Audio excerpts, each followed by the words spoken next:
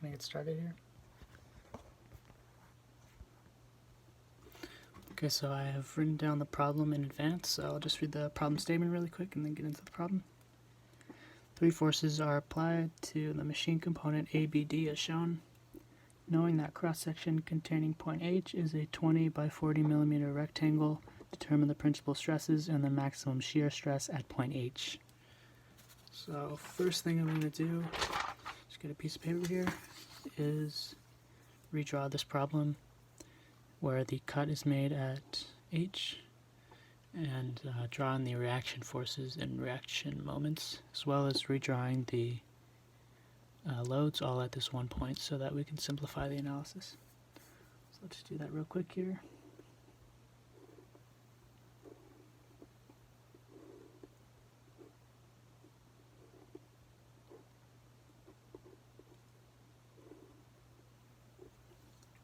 Okay. And then we have the reaction force Ry, Rc, and Rx with the moments My, Mx, and Mc. So we need to solve for all of those, and to make that easier, just going to redraw all of the forces. So 3 kilonewtons, 2.5 kilonewtons, and 0.5 kilonewtons. There. Now we can write out the loads and solve for all the reactions. So we have, well, 3 loads. In this case, I'm going to be writing from now on in newtons and meters. So 500 newtons, 2,500 newtons, and 3,000 newtons. Those are our 3 loads. And then we have their respective coordinates in terms of position and force, as well as moment. Okay, so the first one, 500 newtons, is going to be 0.15. These are all going to be 0.15 because we redrew them all at one point. This is just to make it easier to solve for the moment later on so I don't confuse myself. The only coordinate that matters here is the 0.15 or 150 millimeters for the longitudinal direction in order to calculate the moment. So those are all going to be the same, zeros in the other spots. Zoom in a bit. Zeros in other spots. And then the force, 500 newtons is acting in the negative y direction. Negative 500 newtons, zeros in other spots. And that's going to be creating a rotation around the z-axis. In this case, that's going to be in the clockwise direction, so it's going to be negative. So if we multiply 500 by 0.15, we get 75 around the z-axis. 75 newtons per meter. Negative, of course, because it's clockwise, so zeros in the other spots. Then we have 2,500 newtons, which is acting in the negative z direction. And zeros in their spots. And then that is also going to be creating a moment, so if we see, it's going to create a counterclockwise rotation around the y-axis, so that's going to be positive 2,500 times 0.15 is 375 newtons per meter. And we have that, and then the 3,000 Newton force is acting along the longitudinal axis, so it cannot create any torque or any moment, so zeros there as well. But of course, it's acting in the negative x direction, so negative 3,000 newtons. And then we can solve for our reaction forces. So we have R of x. In order to find these, we're just going to multiply all these values by -1. So R of x is 3,000 newtons. R of y is 500 newtons, and R of z is 2500 newtons. Okay, and then m of x, nothing in this column, so 0. M of y is negative 375 newtons per meter, and m of z is 75 newtons per meter. Okay, so we have all of our components, 5 different ones, and we're going to start with R of x and move through in order. So first we have R of x, that is in the longitudinal direction, as given by the problem statement, the same coordinates as the problem statement. Those are the ones we're going to use. So I can set this aside. It's longitudinal and it is a force. So based on that, we know it's going to be axial stress analysis. Okay. So we can draw, in this case, looking down the z-axis, where this is the positive x, and this is the positive y.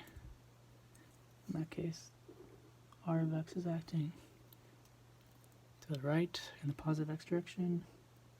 That is 3000 newtons. And to solve for the stress, we use the equation sigma x equals P over A. But in this case, we have to make sure that we take into account the fact that this is a compressive force. So the beam is in compression, so it's going to be negative P over A. And in this case, our A value is given in the problem statement as 20 by 40 millimeters. It's cross-sectional area. And we can write that as 0.02 times 0.04 meters. And to solve that for sigma x, calculate it real quick. That is, oops, my mistake. That is 3.75, in this case negative 3.75 times 10 to the 6th pascals, which we can rewrite as negative 3.75 megapascals. Okay. And it's acting in the x direction, so it's going to show up on 2 of our stress blocks. So first we have Zx compressive, and then we have xy, once again compressive, and the number is negative 3.75 megapascals. Negative 3.75 megapascals. Okay, so that's our first one, and we can move on to our y and rz. Ry is lateral. Remember, the x direction is longitudinal, so the other two are lateral. It's also a force. So we're looking at transverse shear. Transverse shear. Okay. So first we're going to draw the same sort of top-down view. Or not top-down, but the same planar view. In this case, we need y to be the positive, or the vertical direction here, so you can use the same type of view. And then we can see that Ry is 500 newtons. So acting up. So then we can look at the equation, which is tau equals VQ over IT. So we need to solve based on a side view. So just to draw a side view real quick. This is not really proportionate, but this is 0.04, this is 0.02, neutral axis. However, in this case, if we were to draw the point H on here, we can see that if we were to solve for Q, which is y bar prime A prime, we would see that A prime is 0. So in this case, there's no outward area to calculate because it's on the outermost fiber. So therefore, Q is 0 and tau is 0. So there's no stress. No stress created. So we can move right on to the next one, RZ. However, RZ is going to be the same sort of analysis, lateral force, which is also transverse shear. So in this case, we need Z to be in the vertical direction. So we're going to be looking at the XZ plane. X, and in this case, Z acting downwards. This is kind of a top-down view. And then the reaction force, RZ 2500, so acting the same, 2500 newtons, just like that. Okay. And then we can look at another side view. In this case, it's going to be different because we're in a different plane, so it's going to be flipped. 0.02, 0.04. This is the neutral axis. Okay. And then, fortunately, H is on the neutral axis. So there is an outward area and a y bar prime. So to solve for Q, we get y bar prime A prime. In this case, y bar prime is going to be half of the height and then another half, so 0.01 meters. And then A is going to be a half, which is 0.02 times the width, 0.02, so 0.02 meters squared. And in that case, Q, if we calculate it real quick,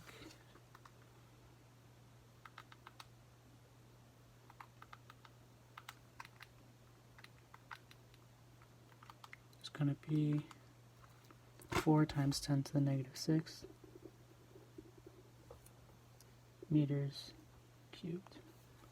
Okay, you also need I, which for a rectangle is 1/12 base height cubed, which is going to be 1/12 0.02 times 0.04 cubed, and that is going to be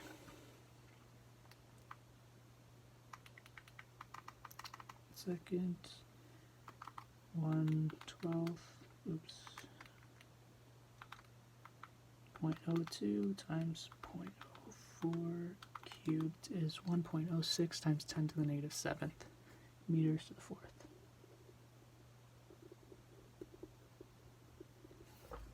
And it's also important to note that T, the distance to the outermost fiber, in this case is just half of the height, 0.02 meters. Then we can solve for tau using that same equation that we brought up earlier.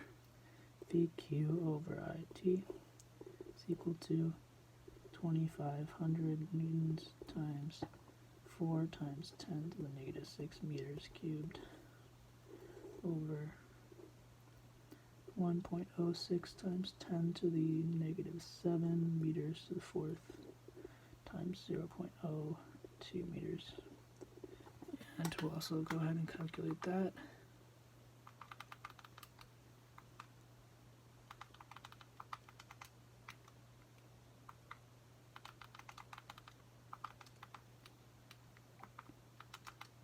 And that is 4.72 times 10 to the 6th.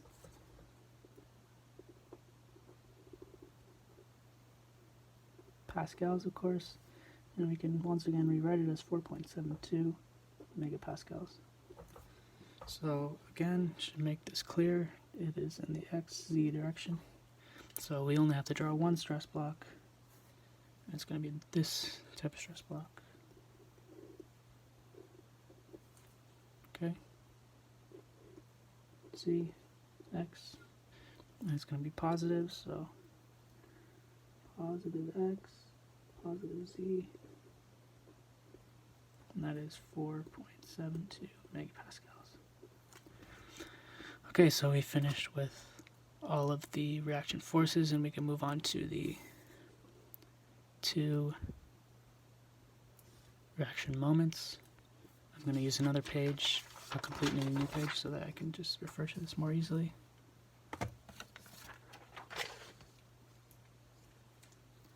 Okay, so we can look at my, which in this case is going to be in the lateral direction. See that? And that is a moment. So based on what we know, lateral direction moment is going to be a bending analysis. So we can look back at the original problem, and we can see that we're looking at a moment on the y-axis, so we can look at a top-down view in order to analyze this. So in the z plane, similar to the last one, but a different type of analysis. So ignore that, z, and in this case, go back to here, we can see that it's a negative, so it's going to be, on here it's going to be clockwise. So if we were to draw that transposed, it would look like this, right? And that is negative 375 newtons per meter. Alright, and then because of this, we also need to take into account where h is. So this is a top-down view, so h is going to be along the neutral axis. Unfortunately, for a bending analysis, because it's on the neutral axis, if we were to draw just a little bit of a example here, so we have the moment acting sort of as a force in two directions, but at the midpoint here, so this is point H, the force is 0, so therefore there's no stress created. Right, so because of the positioning of H on this particular plane, there is no bending created. So yeah, so if we were to examine the equation as well, it would be stress in the x, because we're looking at the horizontal. Stress in the x is equal to m y over I, and in this case, m has a value, but y doesn't have a value. Right, so y is equal to 0.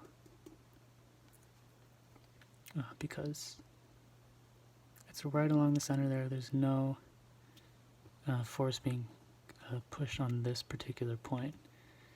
If it was on the top, we would see something different, which we will in the next analysis of MC. So MC is the same sort of setup, lateral direction, and it is a moment. Just to reiterate, and that is going to be bending. So we're going to have to look at our original drawing just to see what kind of view we'll have to look at. So MZ is positive 75, so it's going to be counterclockwise around the z-axis.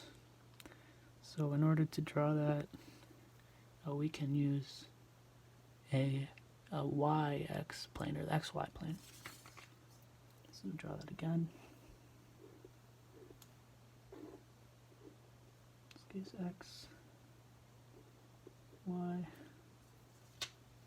So if we were to look, moment, actually going in the counterclockwise position, so if we transpose that, it looks like this, and this is a positive 75 newtons per meter. Okay. Counterclockwise, positive 75, and by that same analysis, we can draw H, in this case on the top, H, and because we know that there's going to be a force exerted on that, we can go right into the equation. Stress on the x equals my over I. And in this case, y is this distance. And we're looking at a side view, so this, let's see, this complete distance is 0.02. So this is the short side. So the y is going to be half of that, 0.01. So our moment is 75 newtons per meter. Our y value is 0.01 meters. And then our I value is actually going to be different. So we need to calculate that. We can just write it in here, 1/12. The base in this case is 0.04. It's flipped from last time we did it. And then the height, 0.02 cubed. And if we solve this, we get x. Just real quick, go ahead and do that.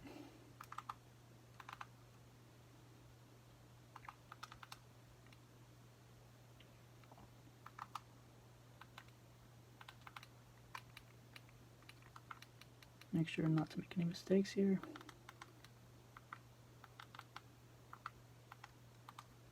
That is going to give us positive 2.81 times 10 to the 7th pascals, which we can rewrite according to the units we're using as 28.1 megapascals. So in this case, we've gone through the analysis of all of the components. So now we can sort of close this out by combining all the stress blocks. In order to do that, we need to do the stress block for this one so that we don't miss anything. So just to finish it, we can use the same two stress blocks seen here because the force or the stress is in the x direction. So the cx plane, in this case a positive, so tension, and the y-x plane, and that is 28.1 megapascals. 28.1 megapascals. So based on that, we can go ahead and do the combined. We saw in our analysis that there are actually two different components that gave zero stress, so we're dealing with three different stress block combinations. Just try to get them all on screen here at the same time. So we can see that there was one, here, if I just go back to it, there was one shear, transverse shear. So we'll just draw all of the planes here. CX,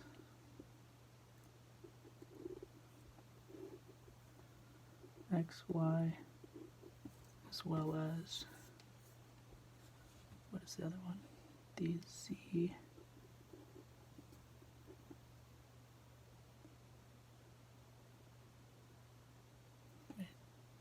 How would I draw that? The ZY. ZY, okay. Here. We don't actually need this one because there's no Y stresses, no Z stresses. And in terms of Z, the only one that's going to matter for us is the transverse and the ZX plane, so we don't really need to draw this, but just to get it on there to show, we have the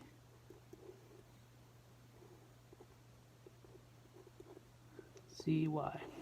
Okay, so as I said, just to start off, we'll go from the top.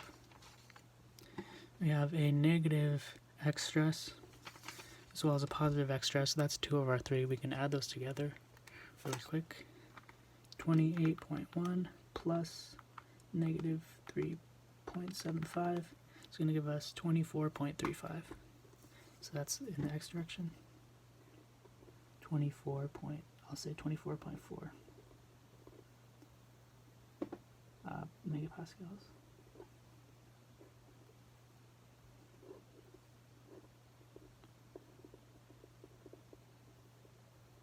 Okay, and then the last one that we need to take into account is going to be this one, 4.72 megapascals on the ZX plane.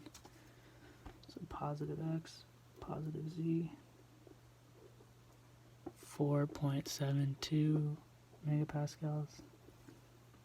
And we can see here pretty clearly that the plane that we want to analyze for principal stresses is going to be the XZ plane. So just to finish this off, we can solve for the principal stresses sigma 1 and sigma 2 using the equation sigma x plus sigma z over 2 plus or minus the square root of sigma x minus sigma z over 2 squared plus tau zx squared.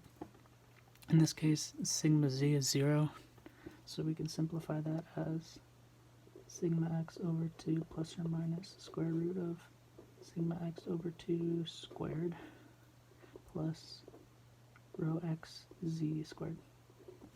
Okay, put those values in, we get 2.44 times 10 to the 7th. I'll just go back to scientific notation so I don't make any mistakes. That's going to be pascals over 2 plus or minus 2.44 times 10 to the 7th pascals over 2 plus 4.72 times 10 to the 6th. Let's go ahead and kind of cramp there, but that's squared. And we can solve for that. Sigma 1 is going to be the positive, sigma 2 is going to be the negative. And then tau xz, we can start off with tau xz is going to be the radical component, so 2.44 times 10 to the 7th over 2 plus 4.72 times 10 to the 6th. That's going to be 4.72 times 10 to the 6th. Wait a second. Did I make a mistake? Oh yeah. I forgot to square the first one. So that value is going to be, excuse me. So we are solving for tau xz first, so that we can just add it on to this first part here to make it a little bit easier. So you can see that 1.308 times 10 to the 7th pascals, or 13.1 to simplify it, megapascals. And then this first part here, 2.44 times 10 to the 7th divided by 2 is 1.22 times 10 to the 7th, and then we add on to that 1.308 or 1.31 times 10 to the 7th is 2.53 times 10 to the 7th pascals. If we subtract it, it's, let's see,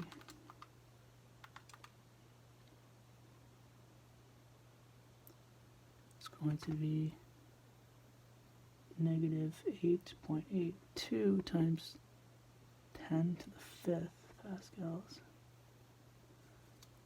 which is 0.88 megapascals, negative 0.88, and 25.2 or 3 megapascals. So there we go. Those are our principal stresses and maximum shearing stress. Thank you.